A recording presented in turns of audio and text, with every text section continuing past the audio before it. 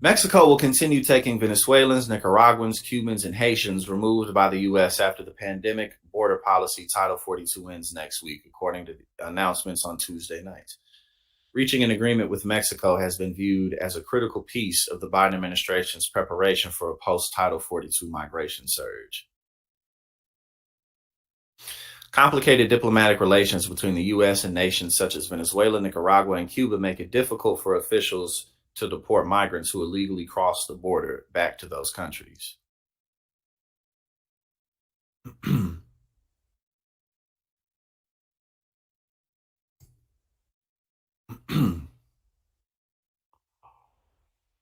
Just reading through the comments.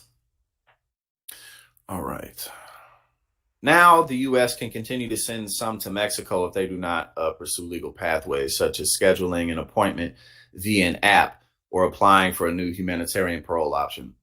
And again, keep in mind, like one of the things that Republican talking heads are always saying is if these types of programs have not existed up until now. But again, that's absolute nonsense because the United States wouldn't be the most militarily and economically powerful nation in the history of human civilization if we had open borders. We don't have open borders. All right. So the agreement between the U.S. and Mexico includes increased actions against human smugglers and traffickers and to address issues that lead people to leave their home countries in the first place, which is, the real solution. Helping to solve the issues of why people are fleeing these countries. And one of the biggest reasons that people are fleeing these countries is because of the American drug war and all the power that the drug war gives to cartels in those regions. So, in fact, as we know, many of United States policies are why Central America, places in Central America are so destabilized and controlled by gangs because they sending their drugs to us because America can't stop doing drugs.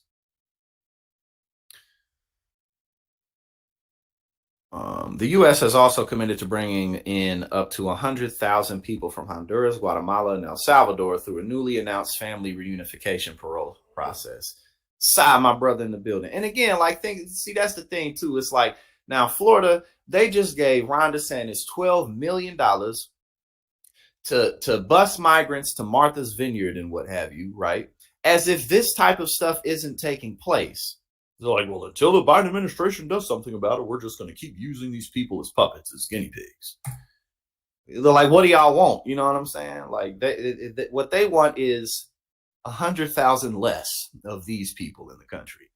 That's what they're looking for. The U.S. is committed to bringing up to 100,000 Central Americans. And they're like, no. Until we reverse that 100%, we're going to keep on busting these motherfuckers to places that they shouldn't be.